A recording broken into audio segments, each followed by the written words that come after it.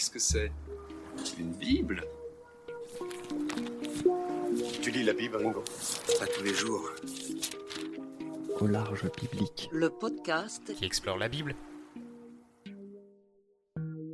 Bienvenue à toutes et à tous sur Au large biblique, le podcast qui explore la Bible et ce fabuleux destin de Rebecca.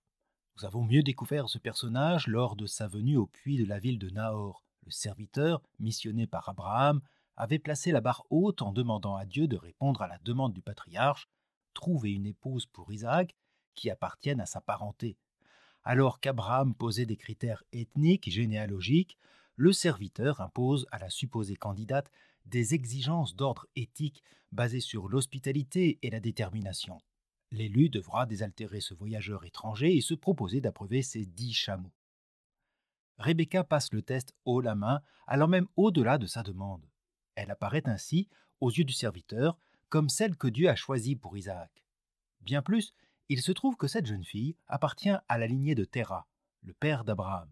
Il faut désormais convaincre non seulement la jeune fille, mais aussi sa famille de la laisser partir pour une noce lointaine.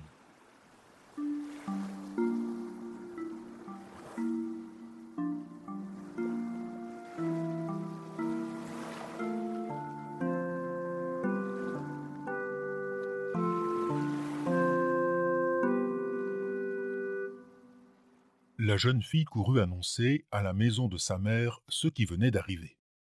C'est avec ce dernier verset que nous avions terminé l'épisode précédent. Rebecca nous permettant de la suivre jusqu'à la maison de sa mère, une expression assez surprenante. Habituellement, le texte biblique évoque la maison de son père, pour qualifier l'appartenance ou la lignée à un patriarche. Ici, c'est la mère qui est mise en avant. Le père de Rebecca, Bethuel, sera le grand absent de ce récit. La mère anonyme et surtout son frère Laban prendront les décisions pour Rebecca. Bethuel n'apparaît pas comme acteur déterminant. Beaucoup de commentaires soulignent que cette absence suppose son décès ou peut-être un état sénile. Cependant, à un moment donné, le texte le place aux côtés de Laban, au verset 50, lorsqu'il s'agira de donner leur accord. Cette présence paraît surprenante, si bien que certains pensent à une erreur de scribes qui ont lu Laban et Bethuel à la place de Lavan ve Beitlo, Laban et sa maison. Cela étant dit, je ne m'attarderai pas sur ce mystère pour m'intéresser à ce personnage de Laban, mis en avant par la suite, et dont le rôle sera celui d'un chef de clan.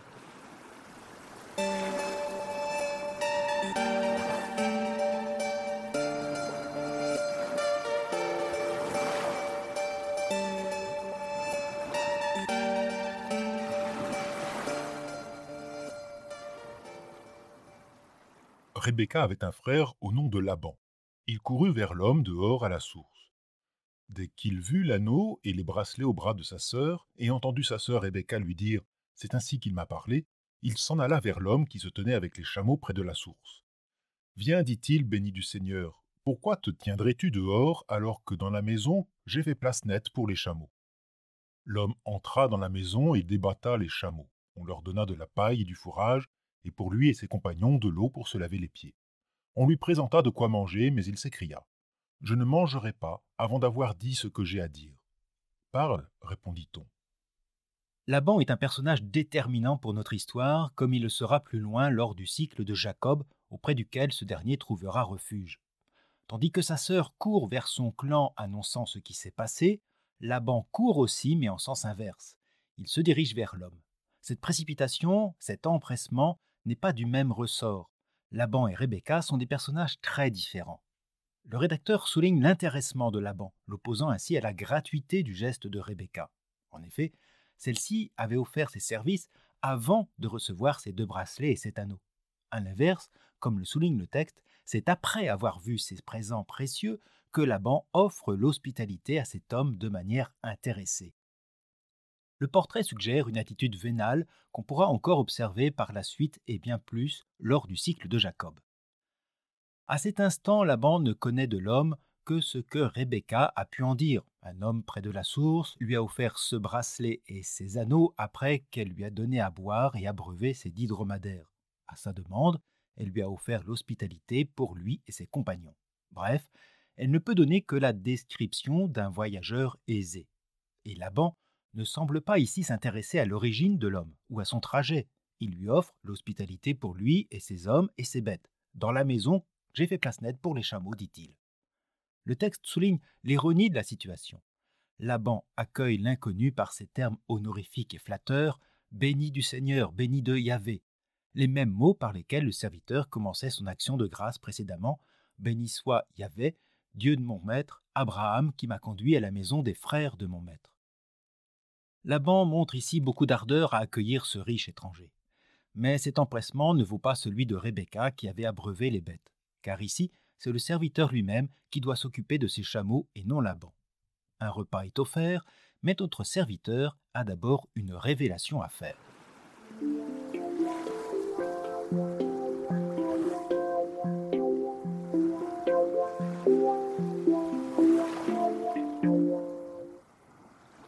Le récit va maintenant laisser la parole au serviteur qui va reprendre les éléments de l'histoire les uns après les autres.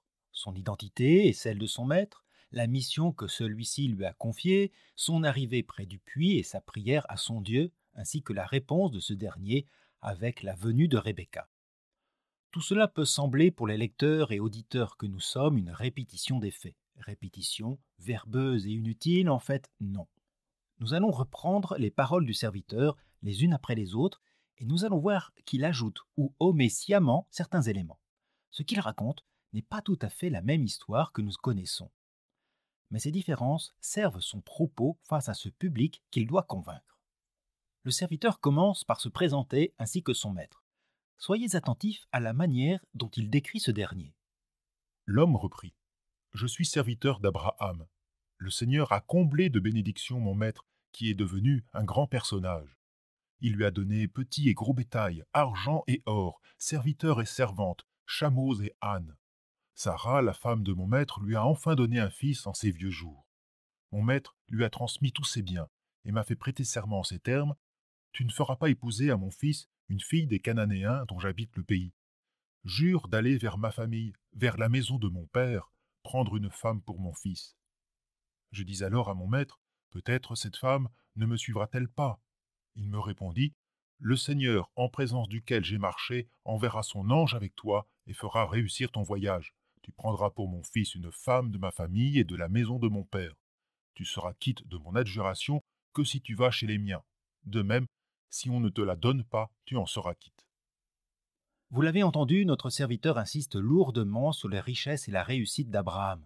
Richesses qu'il tient de son Dieu et qu'il lèguera à son unique héritier Isaac.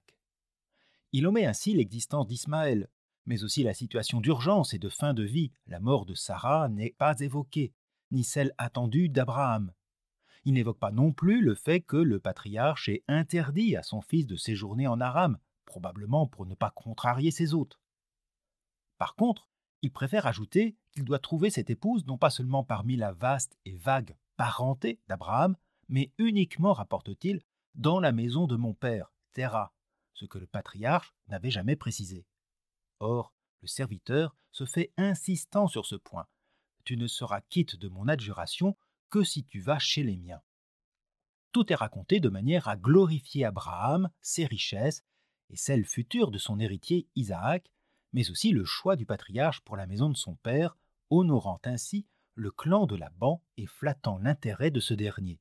Le serviteur poursuit en racontant son vœu et la rencontre providentielle de Rebecca. Là encore, soyons attentifs à sa manière de présenter la chronologie des faits.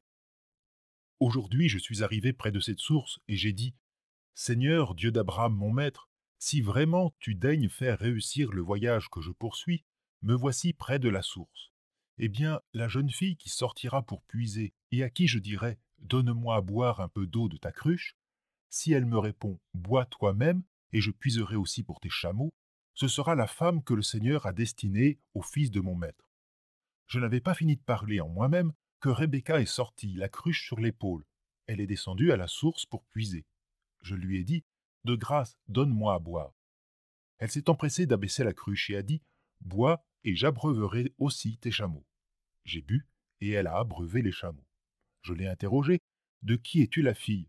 Elle a répondu « Je suis la fille de Bethuel, le fils que Milca donna à Nahor. » J'ai mis alors l'anneau à ses narines et les bracelets à ses poignets. Je me suis agenouillé et prosterné devant le Seigneur.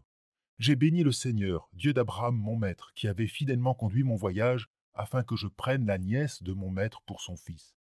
Et maintenant, si vous voulez montrer de l'amitié et de la fidélité envers mon maître, déclarez-le-moi. Sinon, faites-le-moi savoir, et je me dirigerai soit à droite, soit à gauche. » Dans cette évocation des faits, le serviteur omet certains détails pour aller à l'essentiel. Tout s'est déroulé exactement selon sa prière à Yahvé. Rebecca a reproduit le scénario envisagé, elle est donc présentée comme la réponse conforme de Dieu à sa demande.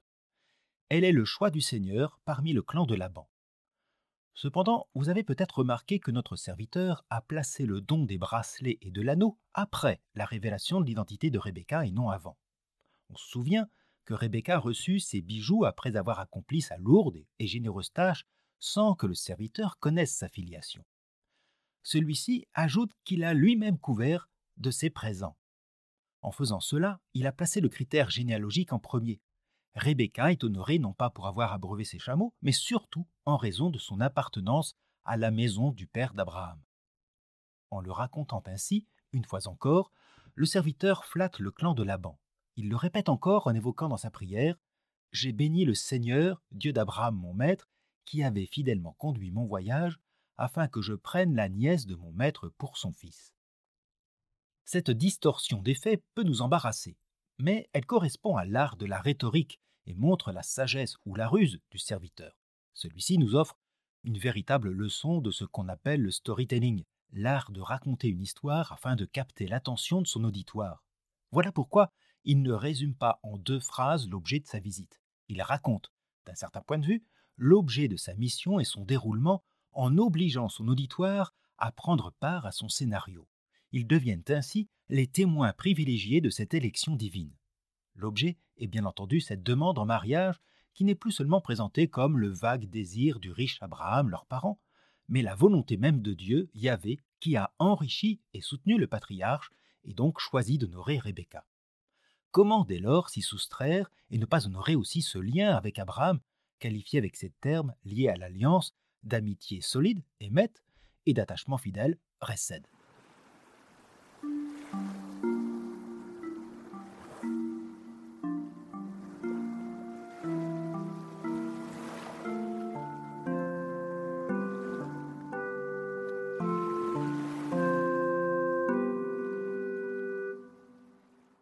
Laban prit la parole, lui et Bethuel s'écrièrent.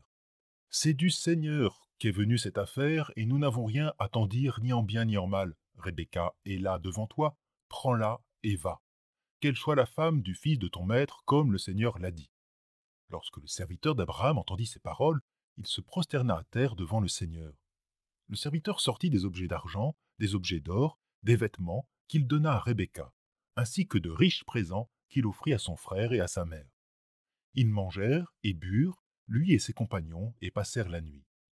Le matin, quand ils furent levés, il dit « Laissez-moi aller vers mon maître. » Le frère et la mère de la jeune fille répondirent « Qu'elle demeure avec nous quelque temps, 10 de jours, ensuite elle partira. »« Ne me retardez pas, leur dit-il. Le Seigneur a fait réussir mon voyage, laissez-moi donc partir chez mon maître. » Ils reprirent « Appelons la jeune fille, et demandons-lui son avis. » Ils appelèrent Rebecca. « Veux-tu aller avec cet homme ?» Elle répondit « J'irai. » Ils laissèrent partir leur sœur Rebecca et sa nourrice, le serviteur d'Abraham et ses gens. Ils la bénirent alors en lui disant « Toi, notre sœur, deviens des milliers de myriades, que ta descendance occupe la porte de ses adversaires. » Rebecca se leva avec ses servantes, elles montèrent sur les chameaux et suivirent l'homme. Le serviteur prit Rebecca et partit. Finalement, le discours du serviteur a permis de modifier les motivations initiales. Il ne s'agit plus d'accepter l'offre en raison des richesses d'Abraham, mais parce que telle est la volonté de Yahvé. Aussi Laban et sa mère accèdent à la demande du patriarche, mais surtout se plient à la volonté de Dieu. S'y refuser serait craindre une malédiction de sa part, d'où cette réponse de Laban « C'est du Seigneur qu'est venue cette affaire, et nous n'avons rien à t'en dire, ni en bien, ni en mal, que Rebecca soit la femme du fils de ton maître, comme l'a dit le Seigneur. » Dès lors, Rebecca reçoit encore de riches présents, tout comme cette fois Laban et sa mère. Ces présents deviennent le signe contractuel de leur acceptation pour ses fiançailles, tout comme ce repas. Il n'est plus celui que le serviteur avait interrompu. Il devient un repas festif auquel tous sont conviés, ils mangèrent et ils burent, lui et ses compagnons. Mais le clan de Laban temporise, souhaitant retarder le départ définitif de la jeune fille, ce qui peut se comprendre. Il est vrai que le serviteur désire partir dès le lendemain.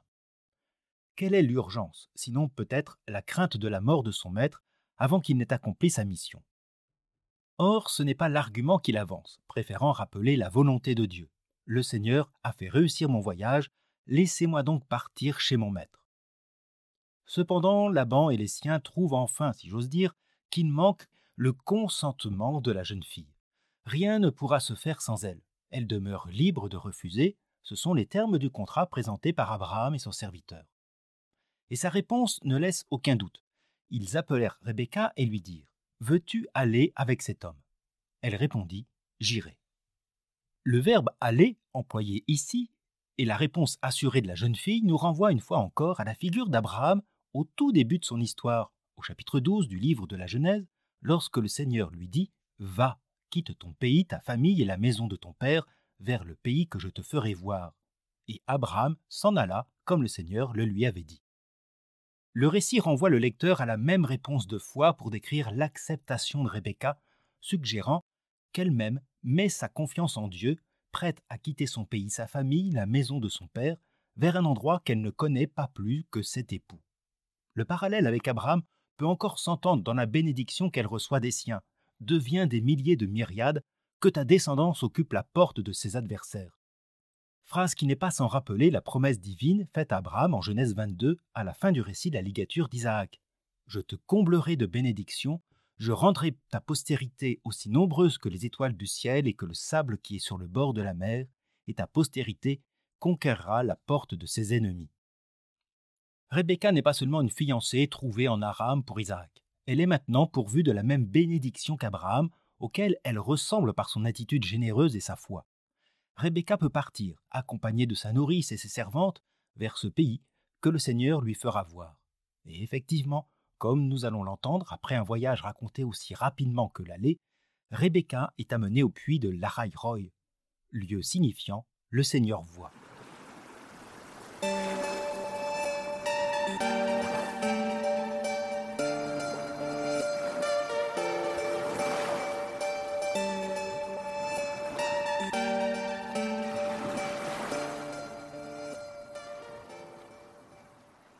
Au coucher du soleil, Isaac s'en revenait au puits de Lahai-Roi. Il habitait alors dans la région du Negev, et il était sorti méditer dans la campagne à l'approche du soir. Il leva les yeux et vit les chameaux qui arrivaient. Rebecca leva les yeux, vit Isaac, sauta de chameau, et dit au serviteur « Quel est cet homme qui marche dans la campagne à notre rencontre ?»« C'est mon maître, répondit-il. Elle prit son voile et s'en couvrit. Le serviteur raconta à Isaac tout ce qu'il avait fait. Isaac la fit entrer dans sa tente, il prit Rebecca et elle devint sa femme. Isaac l'aima et fut réconforté après la disparition de sa mère. Étonnamment, le serviteur ne conduit pas Rebecca à Abraham, mais directement à Isaac. Le récit se place désormais depuis son point de vue et surtout celui de Rebecca. Comme Abraham, le serviteur s'efface au profit des deux protagonistes. Nous sommes au puits de Lahai-Roi, où Isaac a planté sa tente. Ce lieu ne nous est pas inconnu. Il s'agit de l'endroit où l'ange du Seigneur sauva Agar, enceinte d'Ismaël, demi-frère d'Isaac, en Genèse 16. Ceci peut déjà préparer le lecteur au destin différent que vivront les futurs Ésaü et Jacob. La scène se situe au soir. Cette fin de journée sera aussi la conclusion de ce long récit.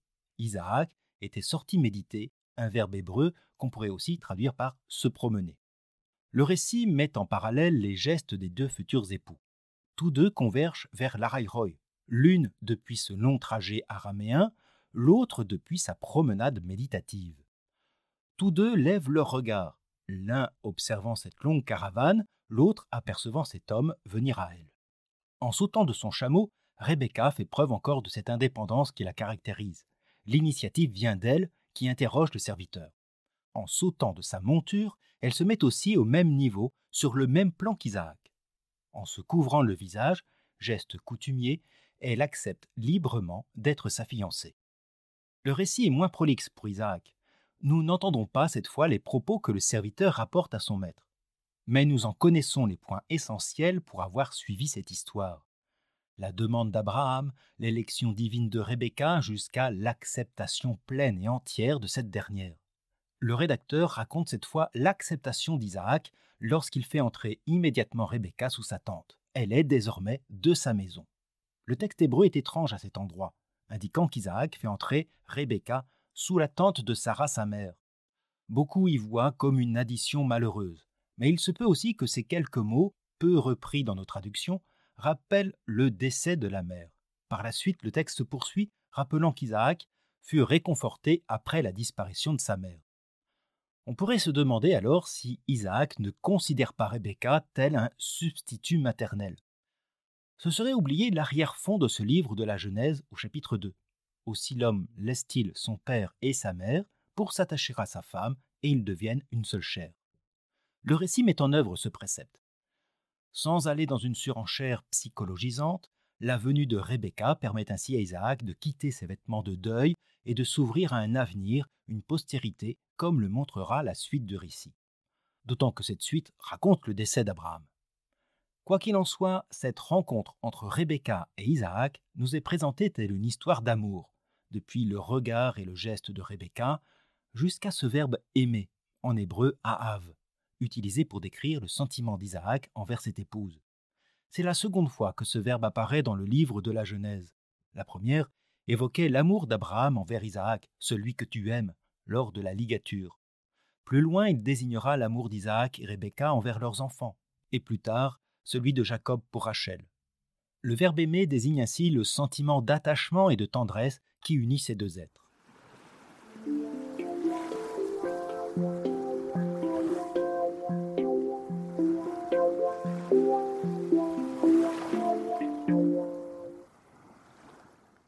Il y aurait encore bien des choses à dire sur ce long chapitre 24 que nous avons exploré en 2 épisodes.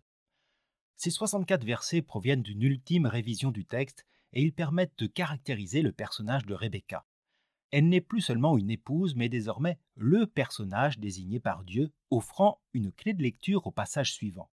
C'est ici que commence le véritable destin de Rebecca.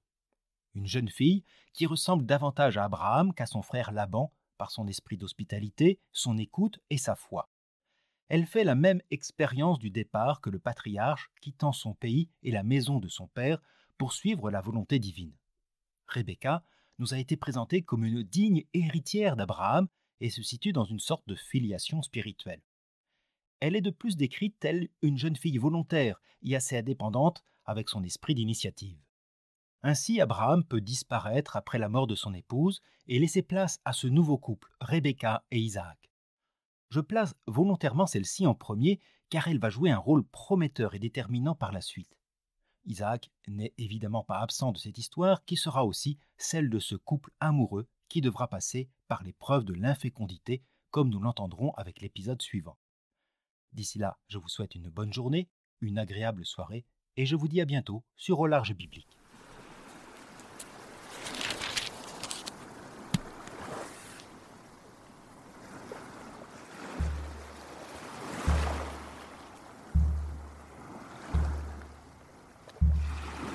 Au Large Biblique est un podcast créé et animé par François Bessonnet, prêtre et bibliste.